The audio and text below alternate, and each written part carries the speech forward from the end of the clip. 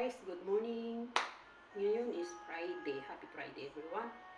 So, nag-ready na po ako, nag-base na po ako ng aking damit kasi nirelease na po ako ng doktor. So, nag-chat na ako sa aking Reyna at sa aking alaga kong panganay na agahan nila magpunta dito kasi para ma-explain ko yung about sa gamot ko, paano gagamitin at saka kailangan yung card. Ngayon, habang wala pa sila kasi walang sagot, tulog pa siguro kasi. Ganito oras tulog pa sila. Mamaya pa yung gising, mga alauna. So, mamaya ko na sabihin sa doktor kasi wala pa silang reply. So, ngayon, nag-ready na ako ng mga gamit ko guys at nag-bihis na ako ng damit ko na pabalik sa bahay pa uwi. So, yung mga dumi ko na damit ay siniperate ko na. Yan po itong mga binili kahapon. Hindi ko talaga nakain ngayon kasi may libre naman pagkain dito. Busog na busog ka naman. Pero hindi po ako uminom ng mga drinks. Umiiwas muna ako. So ngayon napil ko naman ang gutom dahil sa gamot na nararamdaman ko. So ang hintayin ko na lang yung tawag nila kung anong oras sila pupunta dito. Mag-ready lang ako, sarili ko. Kasi kailangan yung gamot na ibigay sa akin para sa aking ilong at saka sa aking tahi guys. Kaya every time mamalabas yung blood pa sa aking ilong para akong magpapatangos ng ilong pero wala naman approve. Iba naman pala yung hiniwa. Hindi to about sa ilong ko na magpapatangos guys ha. Ayan kasi kailangan yung drop sa aking ilong para hindi po magdalo yung bleeding natin sa ilong natin kasi kakahiwa pa lang guys kahapon. Guys, may mga kasama po ako dito na naoperahan din. 3 months pa lang nagkatumor ang kanilang mata. Kasama ko doon sa labas. Sa akin matagal na to. Yun, yung kaibigan ko nakita ko doon sa labas, sa kanya ang nangyari. Binato sa kanya ng mga alaga yung gadget. Ayan, nasintro sa kanyang left side na mata. 3 months nagkakaroon siya ng tumor sa mata. So, naoperahan na rin din ang kanyang mata. Pero ngayon yung mata niya, parang zombie. Pula na bumuka. Kasi kakaopera lang. Tumor na yun sa kanya, 3 months pa lang. Samantalang sa akin, grabe ang pagtiis ko, 5 taon. Ang tagal. Ngayon lang nag-action ang Reyna kong Reyna. Kasi noon, nung nadapuan ko ng sapat, insikto ang aking mata. Nag-sore eyes na parang nag-black eye na. At bumulto na puputok na ang mountain, saka ako dadalhin sa emergency eye clinic. Noong una, pinakita ko sore eyes na pinatagal pa. Kailan yung puputok na, saka ka dadalhin sa emergency eye. Yun ang dahilan kung bakit nagpabalik-balik yung bukol sa aking mata. So ngayon may lagnat na naman ako. Yung oras na. Kasi every 4 hours yung lagnat ko. Balik-balik dahil sa aking nararamdaman guys. So, i-ready ko na yung mga gamit ko. So, pag-gising nila mamaya, patawag na si Reyna ko.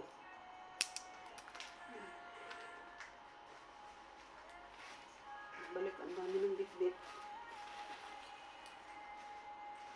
So, ito guys, yung diaper ko. Sa likod na nakahiga ako. Galing ko sa bahay. Malinis naman to. Naoperahan ako guys. Meron akong panty at saka leggings. Hindi po ako nakapiter. Okay? Pagtapos na, nagising na ako kasi ginising ako ni Kabayan dyan sa may information. Kabayan, gising ka na, ba't tulog ka pa? Sabi. Ha? Sabi ko, ano na ba oras? Sabi ko, kailan na ba ayusin? Tapos na, sabi niya. Tapos nag-aingay siya, sabi niya, nagalit na si doktor. Kaya kausap naman yung Kabayan niya rin nagtatrabaho sa information. Sino yung Kabayan? Sabi ko, bakit nagalit si doktor? Yan, hindi ikaw Kabayan, sabi niya. nagagalit lang siya sa mga staff siguro, sabi niya. Ako naman din nag-iingay habang nakahiga pa ako, nilalabas na pala ako, tapos na. Hindi ko nararamdaman ang paghiwa sa aking, dito sa aking under eye. Ayan po. Bali, isukat natin yung paghiwa sa kamay. Lipoga. Parang 3 guhit ng roller. Yan. Kahaba, guys. So, ipagpantay natin yung 3 guhit. 1, 2, 3. Yan. Yan ang kahaba niya. Ayan o. So, balik na tayo sa beauty natin, guys. Pag maging okay na to, guys. Makapag-make up na ako. Yay. Sabi ni Rayna ako, sige na, kay para panay ka nang maglalagay ng eyebrow makeup mo. Beautiful girl. So, ingatan ang yuko-yuko at huwag magtrabaho ng mabigat daw. Yun, nilalagyan ko naman ako.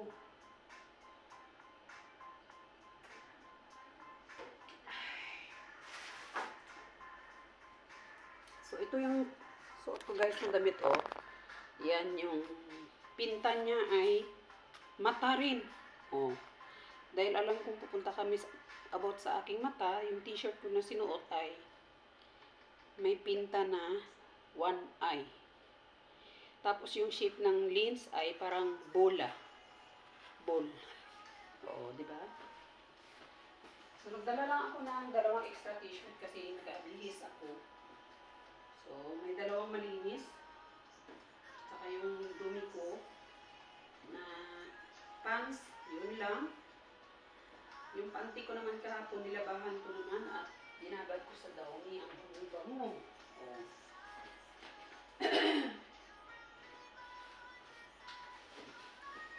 So, yung unan ko, huwag kalimutan kayo ibalik sa bahay. Yung unan nila dito, parang unan ng bato-bato, sakit ng ulo ko. Sakit yung leg ko sa unan nila, may mga clouds.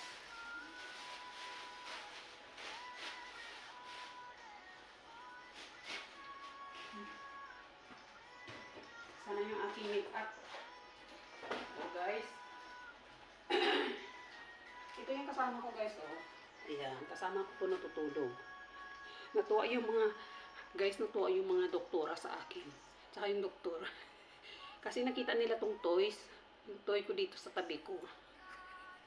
Nagadala ko ng toy. Tuwang-tuwa. Lagi sila nagabisita sa akin dito. 4 sila. Una nilang tingnan yung toy. Tapos kinakamusta ako. Ganda daw ng mga, ayan, nagapunga na naman ako. Hindi kasi ako pwede maghaba ng salita muna. Sabi ng doktor. Lumalabas yung ga-bleeding. Nose-bleed na ako. Gapunga na. Sana yung cotton buds.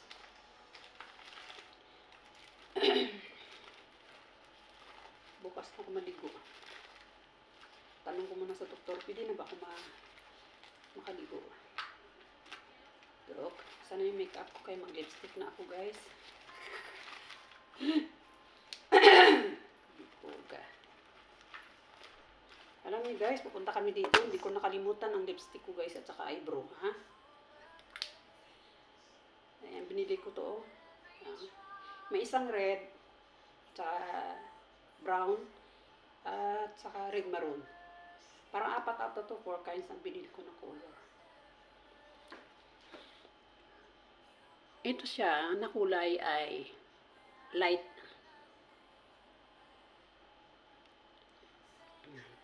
Simple kulay lang. Yung kakulay lang ng balat ng skin mo.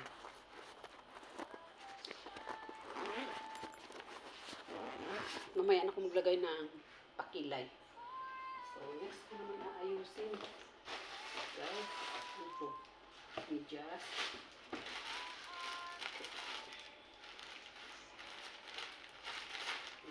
Hindi masyadong marami akong ng damit. O, pakita ko yung mga resibo ng pagkain na binibigay sa akin. 4 na resibo. Yun, guys. Tanggalin ko to lahat, guys.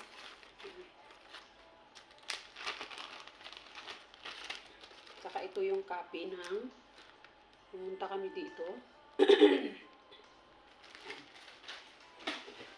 Kanin ko itong bags ko kaya nose bleeding na naman ako. Ayun. Balik ako sa higaan ko. Nag-ready lang ako ng magbihis. Ayan, nag-nose bleed na naman ako. Kasi kailangan na yung gamot bilhin. Ang gastos dito siguro yung, hindi ko lang alam. Tatanungin ko mamaya alaga ko.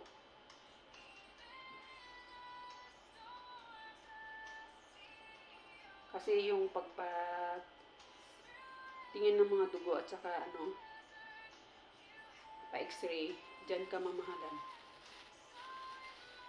Lagay natin ang gastos dyan.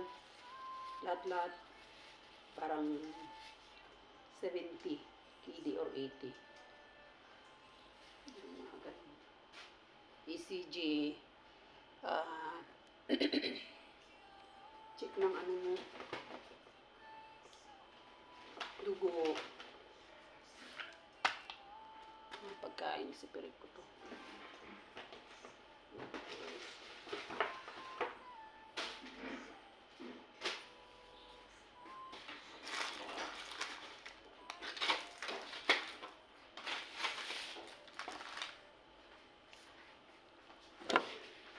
Hi!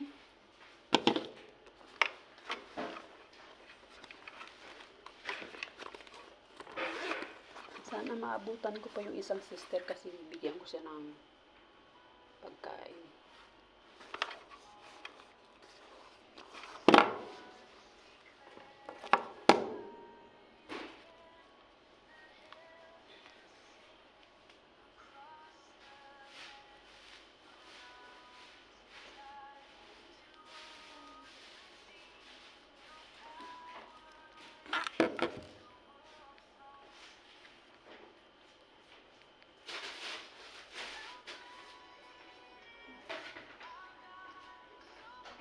Thank you.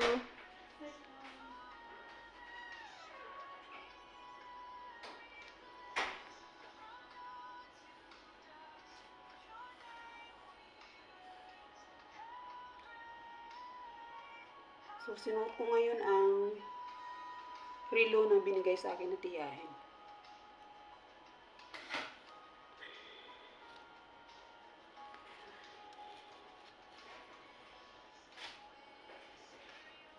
Nilalagnat na naman ako.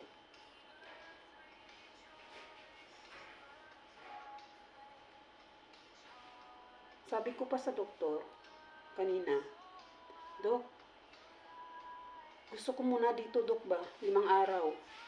Huwag muna akong lalabas. Sabi ko, natatawa si doktora at saka si doktor. Kailangan ko pa matulog, kain, tulog, pahinga dito. Ba't ilang araw lang ako dito? 3 araw pala ako dito. Sabi ko, pwede mag-extend ng 5 araw. Tatawa si doktor. So guys, ayan, nag-base na ako guys.